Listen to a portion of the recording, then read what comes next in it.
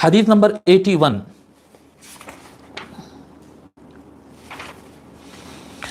عن شريك بن شهاب قال كنت أتمنى أن ألقى رجلا من أصحاب النبي صلى الله عليه وآله وسلم أسأله عن الخوارج فلقيت أبا برزة في يوم عيد في نفر من أصحابه فقلت له هل سمعت رسول الله صلى الله عليه وآله وسلم يذكر الخوارج؟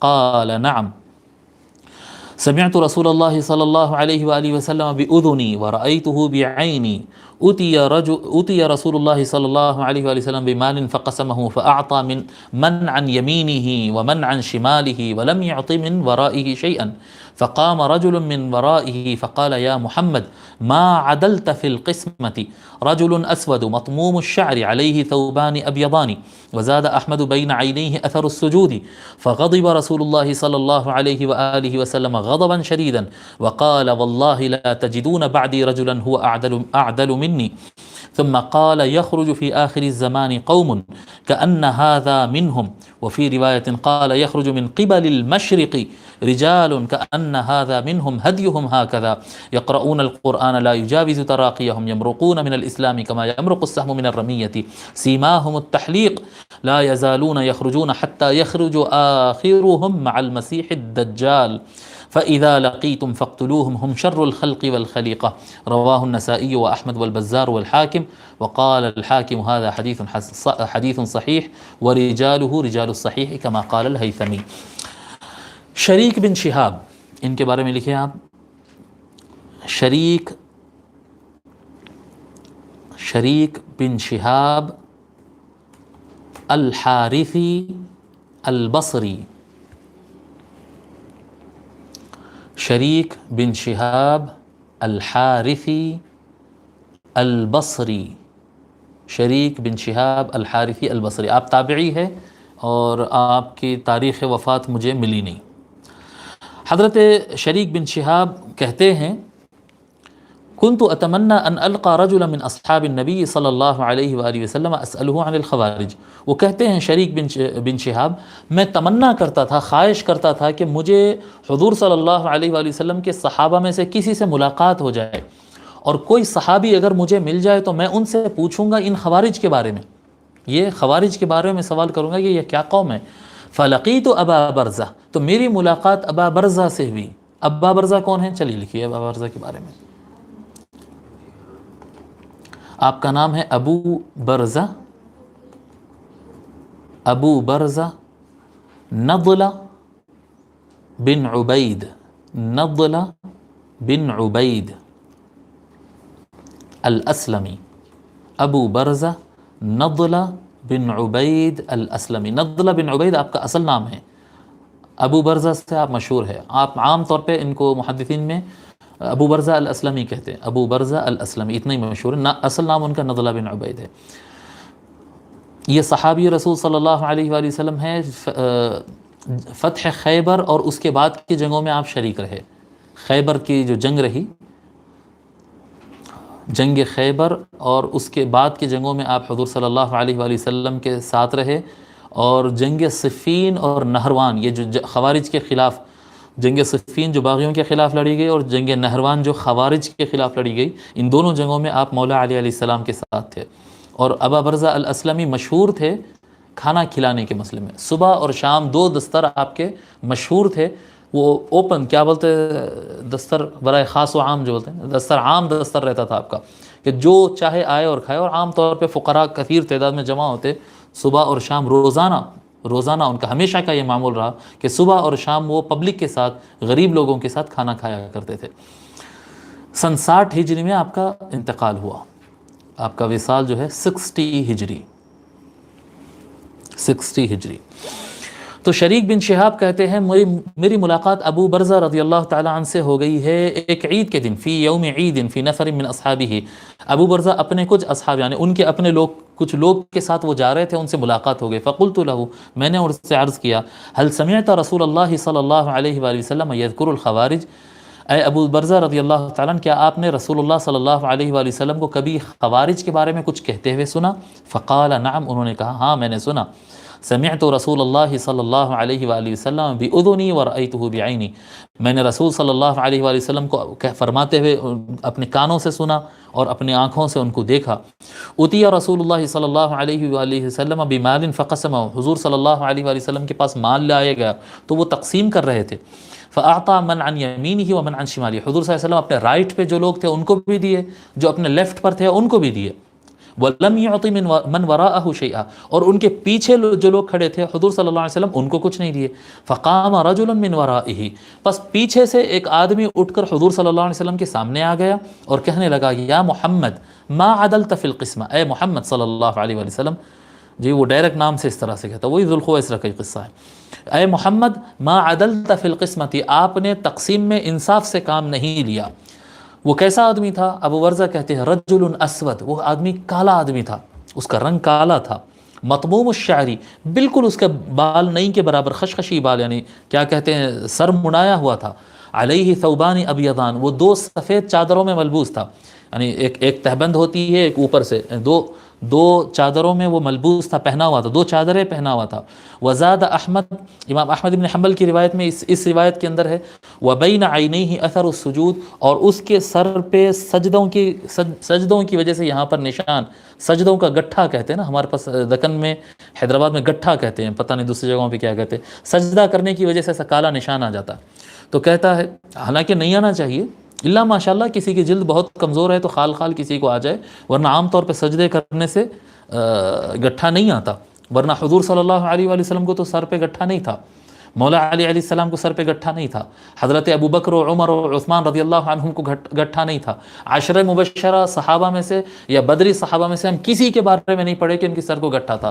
پھر پتہ نہیں یہ بعض جماعت، ہاں بعض لوگ ہوتے ہیں کہ ان کی جلد بہت زیادہ نرم ہو یا کچھ ایسا مسئلہ ہو یا وہ سخت جگہ پر نماز پڑھتے ہوں تو ان کو جلدی گٹھا آ جاتا ہوگا، بعض لوگ ہوگا، لیکن ہم دیکھتے ہیں کہ بعض جماعتوں کی جماعتیں جھنڈ کے جھنڈ ایسے ہوتے ہیں کہ سب کو گٹھے آ جاتے ہیں۔ یہ اچھی نشانی نہیں ہے کہ لوگوں کی سروں پر گٹھے آ جائے، وہ گٹھا لانے کا اہتمام کرتے ہیں، پیشانی لگا کر دباتے ہیں، پتہ نہیں کیا سمجھتے ہیں، وہ گٹھا آنے سے وہ سمجھتے ہیں کہ یہ نور ہے، یہ فلاں ہے۔ نہیں بھائی صاحب، یہ خوارج کی نشانی ہے، اس کو لانا نہیں چاہیے۔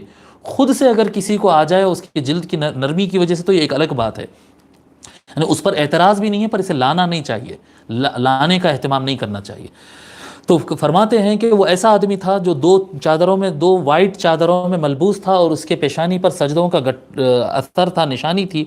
فغضب رسول اللہ صلی اللہ علیہ وآلہ وسلم غضبا شدیدا، جب اس نے یہ کہا کہ آپ انصاف نہیں کیے یا رسول اللہ تقسیم میں، حضور صلی اللہ علیہ وآلہ وسلم بہت زیادہ غصے میں آ گئے اور فرمائے وقال واللہ لا تجدون بعدی رجلا هو اعدل منی، اللہ کی قسم میرے بعد تم کو کوئی آدمی میرے جیسا انصاف کرنے والا نہیں ملے گا۔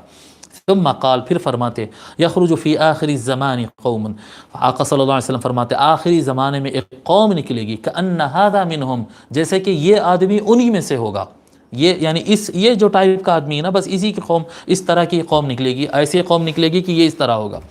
وفی روایت قال یخرج من قبل المشرقی، اور ایک روایت میں آتا ہے کہ ایسٹ سائڈ سے، مشرق کی طرف سے، رجال، کچھ لوگ نکلیں گے، کان ھذا منہم ہدیہم ھکذا، کہتے کچھ لوگ نکلیں گے یہ انہی میں سے ہوگا، ایسٹ کی طرف سے، مشرق کی طرف سے جو لوگ نکلیں گے یہ آدمی انہی میں سے ہوگا، اور وہ لوگ کا مزاج اسی طرح سے ہوگا۔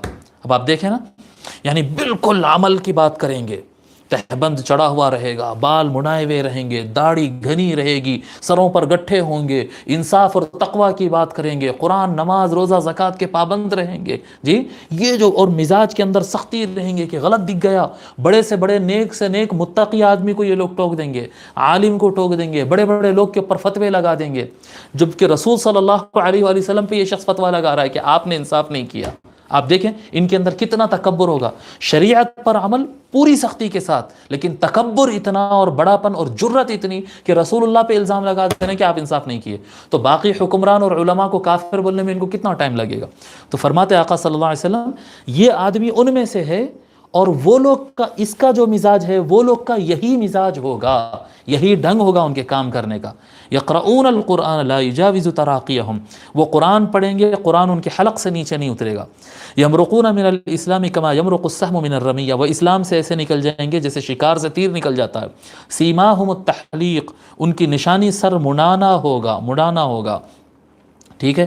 لا یزالون یخرجون حتی یخرج آخرہم مع المسیح الدجال، یہ نکلتے رہیں گے. ایسا نہیں کہ ایک مرتبہ خوارج نکلیں گے اور مولا علی ان کو مار دیں گے اور سب ختم ہو جائے گا، نہیں، ماریں گے یہ پھر نکلیں گے. لا یزالو یخرجون، بار بار اس طرح کے قوم نکلتے جائیں گے جن کی نظر میں پوری دنیا کے مسلمان اور پورے ائمہ، پورے علماء، پورے حکام سب کے سب کافر اور غلط رہیں گے، بس دنیا میں وہی صحیح رہیں گے، بس انہی ایک اپنے آپ کو مسلمان سمجھیں گے. ایسے لوگ حضور صلی اللہ علیہ وسلم فرما رہے ہیں نکلتے رہیں گے، مار دیے جاتے رہیں گے اور نکلتے رہیں گے، بار بار نکلیں گے، بار بار نکلیں گے. فَإِذَا لَقِيْ حَتَّى يَخْرُجُ آخِرُهُمْ مَعَ الْمَسِيحِ الدَّجَّالِ، خارجیوں کا آخری گروہ جو نکلے گا وہ دجال کے ساتھ نکلے گا. مسیح دجال، یہ نام تو آپ سبھی حضرات کا سنا ہوا ہے. مسیح دجال جو فتنوں کا سب سے آخری امام ہوگا، فساد کا سب سے آخری بڑا لیڈر ہوگا جی امت میں تباہی کا، ان کے وہ سب سے آخری خارجیوں کا ٹولہ دجال کے ساتھ نکلے گا. فرماتے آقا صلی اللہ علیہ وسلم فَإِذَا لَقِيتُمُوهُمْ فَاقْتُلُوهُمْ، جب کبھی اس طرح کے لوگ کو پاؤ ان کو قتل کر دو. ہم شر الخلق والخلیقہ، یہ بدترین مخلوق ہے. اس کو امام نسائی اور امام احمد اور امام بزار اور امام حاکم اس کو روایت کیے ہیں، اور امام حاکم اور حیثمی وغیرہ سب نے کہا کہ یہ حدیث صحیح ہے، اس کے سارے رجال ثقات ہے. میں اس حدیث کے یہ جو الفاظ ہیں نا بیچ میں، یخرج من قبل المشرق رجال کأن هذا منهم هديهم هكذا، ان کا مزاج اس طرح کا ہوگا. میں ہمارے یعنی پورے احترام کے ساتھ، میں کسی فرد یا جماعت کا میں مخالف نہیں ہوں، ہمارے غیر مقلد بھائیوں سے میں اپیل کروں گا، ہمارے اہل حدیث بھائیوں سے، غیر مقلد بھائیوں سے، کہ بھئی آپ امام اعظم ابو حنیفہ، شافعی، مالک، احمد بن حنبل کو آپ نہیں مانتے، آپ کی مرضی. آپ ائمہ اہل بیت کو نہیں ماننا چاہتے ہیں، آپ کی مرضی، وہ آپ کا اپنا عقیدہ ہوگا، آپ کا اپنا تفقہ ہوگا. مگر ان احادیث شریفہ کو اپنی نظروں کے سامنے رکھ کر غور کر لو کہ کیا ہم یہ ڈھنگ پہ تو نہیں جا رہے ہیں. اہل حدیث بھائیوں سے، خوارج کہہ رہا ہوں، اہل حدیث بھائیوں سے اور غیر مقلد بھائیوں سے یہ کہہ رہا ہوں کہ غیر مقلد رہنا اور ظاہر الروایہ پہ عمل کرنے کا مسلک اپنانا ایک الگ چیز ہے، لیکن کیا ہمارے مزاج میں یہ گستاخی والا مزاج تو نہیں آ جا رہا؟ اپنے آپ کو جانچنے کی ضرورت ہے. غیر مقلد بھائی اپنے آپ کو جانچے، اہل حدیث بھائی اپنے آپ کو جانچے کہ کیا ان کا یہ ذوالخویسرہ والا بدتمیزی والا مزاج تو نہیں مانا. میں کیا کہتے ہیں، ابو حنیفہ نہیں مانتا، شافعی نہیں مانتا، مفتی صاحب نہیں مانتا، پیر صاحب نہیں مانتا، میں کسی کو نہیں مانتا، میں قرآن مانتا ہوں جی، میں صحیح کر دوں گا، چیخنا اور قرآن کے کیا کہتے ہیں آیتیں یاد کر لوگوں پر چلانا جی، لاؤڈ اسپیکرز کو بڑے کیا کہتے ہیں آوازوں کو بڑھا کر لاؤڈ اسپیکرز کو مائکوں کے اندر چیخنا، کیا یہ وہ اب ذوالخویسرہ تمیمی کی راہ پہ تو نہیں چلے جا رہے ہیں؟ اپنے آپ کو جانچے، ہم کو کوئی وہ نہیں ہے، ہر آدمی اپنے آپ کو جانچے، اسپیشلی غیر مقلد اور اہل حدیث بھائی اپنے آپ کو جانچے. اگر اس راہ پہ ہے میرے بھائی تو یہ احادیث جتنے سنا یہ صحیح احادیث کا مجموعہ ہے. حضور صلی اللہ علیہ وسلم فرما رہے اس منہج پہ چلنے والے لوگ خارجی ہوں گے، اور اس منہج پہ چلنے والے لوگ آخر میں جا کر دجال سے مل جائیں گے. اپنے ایمان کی حفاظت کرے، اپنے آپ کی حفاظت کرے، بے ادبی اور بدتمیزی سے دور ہٹے، اپنے سے بڑے علماء کا ادب کرنا سیکھے، اور قرآن کو جتنا پڑھ رہے ہیں اس سے زیادہ اس پر عمل کرنے کا مزاج بنائیں.